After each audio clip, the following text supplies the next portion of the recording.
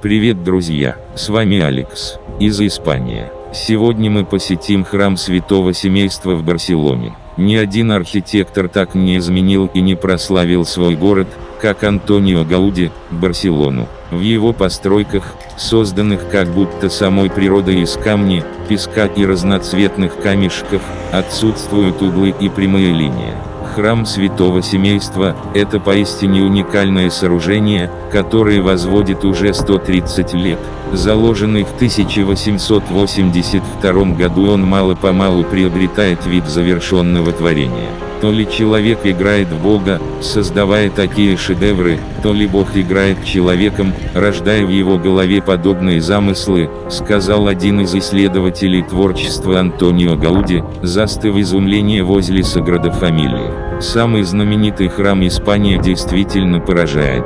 Он возвышается над Барселоной словно огромная пещера с колокольнями в виде сталактитов и глубокими гротами, увлекающими внутрь таинственного храма. История храма началась 19 марта 1882 года, когда на окраине Барселоны в скромном квартале Барриа-дель-Паблет собрались все самые именитые люди города. Епископ Барселоны в праздничном облачении говорил медленно и торжественно: «Да проснутся спящие сердца, да будет превознесена вера, да восторжествует милосердие, да помилует Бог эту страну». С этими словами он заложил первый камень в основание будущего искупительного храма, посвященного почитанию и прославлению Святого Семейства. Первоначальный проект принадлежал Франческо дель Вильяру. Вильяр задумал возвести церковь в неоготическом стиле, но успел построить только крипту под апсидой.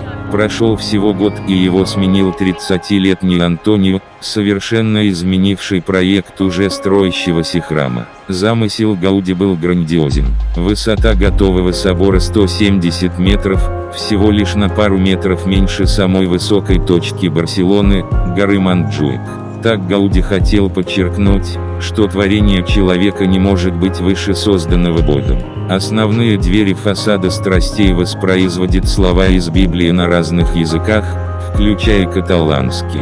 Подражание природе – суть уникального архитектурного почерка Гауди. Саграда Фамилия словно стремится быть похожей на систему пиков и гротов, коих немало в Каталонии. Внутри здания свод поддерживают необычные колонны. Они состоят из многоугольников, меняющих свою форму по мере движения вверх, и больше всего напоминают деревья. Это будет подобно лесу.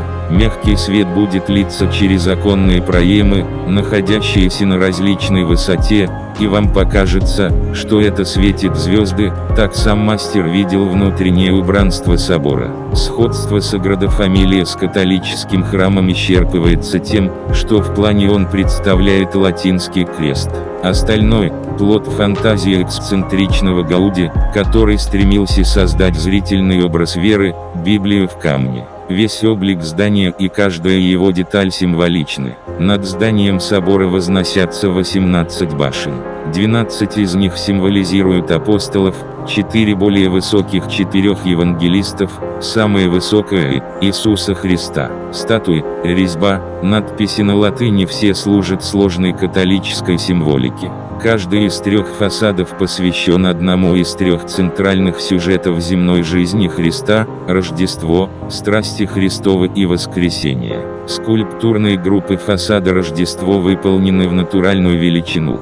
Для сцены избиения младенцев архитектор делал гипсовые слепки с мертворожденных детей. Чтобы сделать слепок животного, он предварительно погружал его в сон с помощью хлороформа.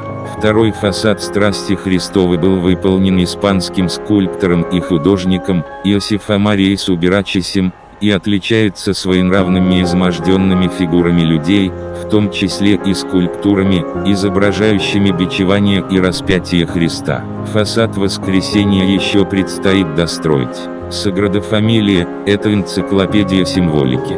Например, гроздья винограда на маленьких башнях, которые символизируют святое причастие, загадочная табличка чисел, в которой сумма по строкам, столбцам и диагоналям дает число 33 возраст Иисуса Христа. Впечатляют не только размеры задуманного собора, но и усложненная деталировка. Гауди был готов рассчитать вес каждого камня. Несколько лет архитектор посвятил изучению акустики, с тем, чтобы создать совершенную систему колоколов. Они должны приводиться в движение ветром. По своему обыкновению Гауди не оставил подробного проекта здания, оставив простор для импровизации. Целиком посвятив себя проекту, Гауди многие годы жил на его строительной площадке, постоянно контролируя строительство, вновь и вновь воплощая свежие идеи. Увлеченный, полностью погруженный в работу, он стал производить впечатление странного человека. Но то, что у Гауди рождалось в уме и воплощалось в небольших чертежах и макетах, сейчас удается воспроизвести только с помощью компьютерного моделирования и кропотливых вычислений. Постоянным препятствием строительства был недостаток средств. Столь грандиозный проект строился исключительно на пожертвования жителей Барселоны. В первую очередь из-за этого храм и стал долгостроен. Только совсем недавно к проекту были привлечены инвесторы, в том числе иностранные. Гауди на вопросы о сроках строительства невозмутимо отвечал: «Мой заказчик не торопится.